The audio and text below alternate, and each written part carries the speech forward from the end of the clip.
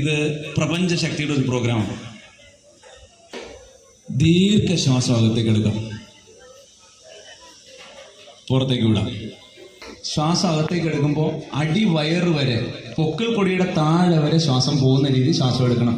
പലരുടെയും നെഞ്ചിന്റെ ഭാഗം മാത്രമേ എക്സ്പാൻഡ് ചെയ്യുന്നുള്ളൂ.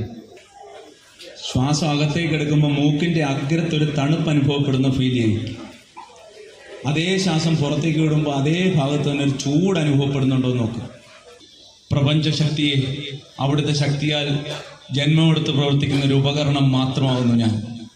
അവിടുത്തെ ഉപകരണമായ ഞാൻ എൻ്റെ വാക്കുകൊണ്ടും ചിന്ത കൊണ്ടും പ്രവൃത്തി കൊണ്ടും എൻ്റെ സഹജീവികളോടും എൻ്റെ സഹപ്രവർത്തകരോടും എൻ്റെ മേലുദ്യോഗസ്ഥരോടും ഞാൻ അപമര്യാദയായി പെരുമാറിയിട്ടുണ്ട്. നടന്നു വന്ന വഴികളിൽ ഞെരിഞ്ഞമർന്ന ഉറുമ്പിനെ പോലും, ചെറുജീവികളെ പോലും ഞാൻ ദ്രോഹിച്ചിട്ടുണ്ട്. I am sorry.